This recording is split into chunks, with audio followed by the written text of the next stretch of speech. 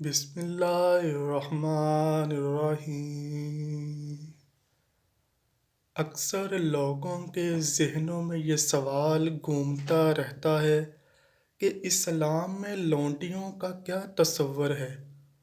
یہ سوال کیا جاتا ہے کہ قرآن مجید میں اگر ان کا ذکر آ گیا ہے تو قرآن مجید کے احکام کی ابدی نوعیت کے پیش نظر ان سے تمتع کرنا یعنی جنسی تعلق قائم کرنا ابھی بھی جائز ہونا چاہیے، بلکہ عملی طور پر بہت سے لوگ آج بھی گھریلو خادماؤں سے یا بے سہارا لڑکیوں کو اپنے پاس رکھ کر اسی بنیاد پر ان سے تعلق قائم کرتے ہیں۔ اس کے رد عمل میں بعض حلقوں کی طرف سے یہ استدلال پیش کیا جاتا ہے کہ لونڈیاں بھی منکوحہ بیویاں ہی ہیں۔ آئیے اس بارے میں تفصیل سے جاننے کے لیے قرآن و حدیث سے مدد لیتے ہیں۔ اس معاملے میں بنیادی مسئلہ یہ ہے کہ قرآن مجید میں اس حوالے سے بیان ہونے والے احکامات کی نوعیت کو درست طور پر سمجھا جانا چاہیے۔ ہمارے نزدیک قرآن مجید میں مرد و زن کے تعلق کے حوالے سے دو طرح کے احکام پائے جاتے ہیں۔ ایک احکام وہ ہیں جو نزول قرآن کے وقت رائج حالات کے پس منظر میں ہیں۔ دوسرے احکام وہ ہیں جو بطور ابدی شریعت کے دیے گئے ہیں۔ پہلی قسم کے احکام وہ ہیں جن میں اللہ تعالیٰ نے معاشرے میں لونڈیوں کی موجودگی کے باوجود ان سے جمع کرنے کی اجازت دی تھی۔ یہ ایک مسلمہ تاریخی حقیقت ہے کہ نزول قرآن کے وقت گھر گھر لونڈیاں موجود تھیں، مگر اس کے باوجود قرآن مجید جب نازل ہوا تو اس نے لوگوں کو میاں بیوی کا تعلق قائم کرنے سے نہیں روکا، اور اس حوالے سے کوئی قانونی ممانعت ہمیں نظر نہیں آتی۔ ان قرآنی بیانات کی مثالیں درج ذیل ہیں۔ مکی دور کی دو صورتوں یعنی معارج اور مومنون میں ارشاد ہوتا ہے، اور جو اپنی شرمگاہوں کی حفاظت کرتے ہیں مگر اپنی بیویوں سے یا کنیزوں سے جو ان کی ملک ہوتی ہیں کہ ان سے مباشرت کرنے سے انہیں ملامت نہیں، اور جو ان کے سوا اوروں کے طالب ہوں وہ اللہ کی مقرر کی حد سے نکل جانے والے ہیں۔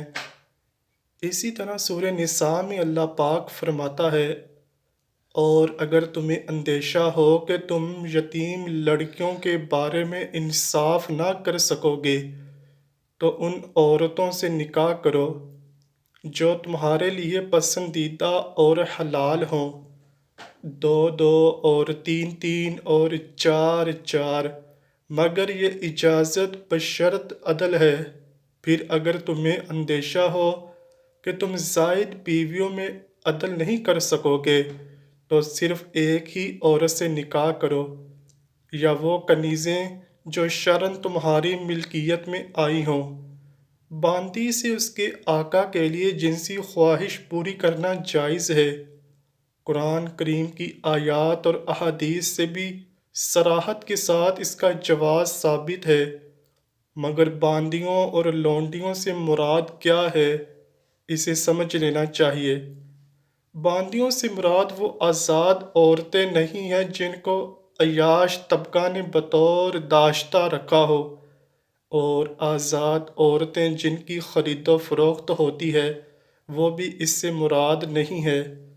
اور جس طبقے کو زور آور اور جابر طبقہ نے محض طاقت اور قوت کے بل بوتے پر غلامی کی زنجیروں میں جکڑ رکھا ہو وہ بھی مراد نہیں ہے۔ باندیوں سے مراد شرعی باندیاں ہیں، اور شرعاً باندیوں سے مراد وہ غیر مسلم عورتیں ہیں جو جہاد کے بعد غنیمت میں حاصل ہو گئی ہوں، پھر خواہ گرفتاری کے بعد وہ اسلام قبول کر لیں تو بھی باندی رہ سکتی ہیں، لیکن پہلے سے اگر مسلمان ہوں تو انہیں گرفتار کر کے باندی بنانا جائز نہیں ہے۔ ان گرفتار عورتوں کو یا تو مفت میں رہا کر دیا جاتا ہے یا معاوضہ لے کر چھوڑ دیا جاتا ہے، یا ان کے بدلے مسلمان قیدیوں کو دشمن کی قید سے چھڑا دیا جاتا ہے۔ لیکن اگر انہیں احسان کے طور پر آزاد کر دینا ملکی مصلحت کے خلاف ہو اور وہ فدیہ بھی ادا نہ کرے تو اور تبادلہ اسیران کی بھی صورت نہ بن سکے، تو پھر اسلامی علاقہ یعنی دارالاسلام میں لانے کے بعد خلیفہ وقت انہیں غازیوں میں تقسیم کر دیتا ہے۔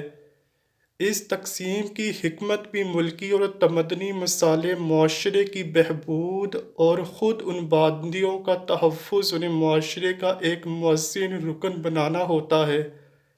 تقسیم کے بعد آقا اگر اس باندی کا کسی سے نکاح کر دے تو وہ اپنے مالک کے لیے حرام اور صرف اپنے شوہر کے لیے حلال ہوتی ہے، اور اگر آقا چاہے تو اسے آزاد کر کے اس سے نکاح کر سکتا ہے، یا بغیر نکاح کے محض استبرار رحم کرنے اس سے ازدواجی تعلق قائم کر سکتا ہے، اور اگر اس تعلق کے نتیجے میں اولاد پیدا ہو گئی تو وہ باندی مالک کے مرنے کے بعد آپ ہی آزاد ہو جاتی ہے۔ غلام و باندی کا دستور اسلام سے قبل قدیم زمانے سے چلا آ رہا تھا، اور ہر قوم میں یہ عادت پائی جاتی تھی، خواہ عیسائی ہو یا یہودی، ہندو ہوں یا دیگر اقوام۔ اسی طرح عربوں میں یہ دستور کثرت سے رائج تھا۔ حضور پاک صلی اللہ علیہ وآلہ وسلم کی بعثت سے قبل غلام یا باندی بنانے کے مختلف طریقے لوگوں میں رائج تھے۔ اول، جنگی قیدیوں کو غلام یا باندی بنانے کا طریقہ۔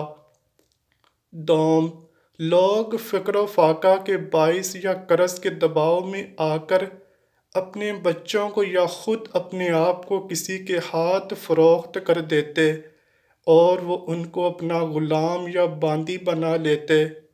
سوم، کسی جرم کی پاداش یا قمار بازی میں ہارے جانے کی صورت میں لوگ غلام بنا لیے جاتے تھے۔ چہارم، یوں بھی کسی کو چرا کر لے جاتے اور زبردستی غلام یا باندی بنا لیتے۔ حضرت محمد صلی اللہ علیہ وآلہ وسلم نے غلامی کی ان تمام صورتوں کو سخت ناجائز اور موجب عذاب الہی قرار دیا، اور صرف ایک صورت کو باقی رکھا، یعنی وہ کفار جو جنگ میں گرفتار کیے جائیں۔ مسلمان حاکم کو اختیار ہے کہ اگر مقتضائے مصلحت و سیاست بہتر سمجھے تو ان کفار قیدیوں کو غلام یا باندی بنا لے، اور جو افراد پہلے سے غلامی کی زنجیر میں ہوں انہیں بھی مختلف کفارات میں آزاد کرنے کے احکام قرآن مجید اور احادیث نبویہ میں آئے ہیں۔ احادیث مبارکہ سے یہ بات معلوم ہوتی ہے کہ غلامی در حقیقت اللہ تعالیٰ کی طرف سے عذاب اور سزا کی ایک صورت ہے جو کفر کی جزا کے طور پر پچھلی امتوں میں جاری کی گئی، اور مسلمانوں کے لیے بھی کسی کو غلام بنانے کی اجازت اسی حالت میں باقی رکھی گئی کہ جو کافر اسلام کے مقابلے پر آ جائیں تو ایسے حربی کافروں کو مخصوص احوال میں غلام بنانے کی اجازت دی گئی۔ خلاصہ یہ ہے کہ دین اسلام میں غلام بنانے کا حکم یا ترغیب نہیں ہے، بلکہ مخصوص احوال میں اس کی گنجائش دی ہے جو اجازت کے درجے میں ہے۔ چونکہ غلام بنانا اسلام میں بطور حکم نہیں بطور اجازت ہے، تو مسلمانوں کو اس بات کی اجازت ہے کہ جب وہ قرین مصلحت سمجھیں غلام بنانے کا سلسلہ موقوف رکھیں۔ موجودہ دور میں اقوام متحدہ کی سطح پر تمام رکن ممالک کے مابین غلامی کا سلسلہ موقوف کرنے کا معاہدہ ہو چکا ہے، اس لیے اس دور میں مسلمانوں نے بھی یہ سلسلہ بالکل موقوف کر دیا ہے۔ لہٰذا جو ممالک اس معاہدے میں شامل ہیں انہیں معاہدے کی روح سے اس کی پاسداری کرنا لازم ہے۔ لہٰذا موجودہ دور میں کسی عورت کو باندی یا لونڈی نہیں بنایا جا سکتا۔ اس لیے غلام یا باندی بنانے کی اجازت جن صورتوں میں ہے یہ ان میں داخل نہیں ہے۔ اس کے لیے جو شرائط ہیں کہ شرعی جہاد ہو، امام المسلمین کی رائے ہو اور مسلمانوں اور غیر مسلموں میں کوئی ایسا معاہدہ نہ ہو جس کی روح سے ایک دوسرے کے قیدیوں کو غلام یا باندی نہ بنایا جا سکتا ہو۔ موجودہ دور میں یہ شرائط مکمل نہیں ہے، اس لیے کسی عورت کو باندی بنانا ہرگز جائز نہیں ہے۔ امید کرتا ہوں کہ آپ کو ویڈیو پسند آئی ہوگی۔ اگر ویڈیو پسند آئی ہے تو ویڈیو کو لائک کیجئے، شیئر کیجئے اور چینل کو لازمی سبسکرائب کیجئے۔ کمنٹ سیکشن میں اپنی رائے کا اظہار بھی ضرور کیجئے گا۔ ملتے ہیں اگلی ویڈیو میں، تب تک کے لیے اللہ حافظ۔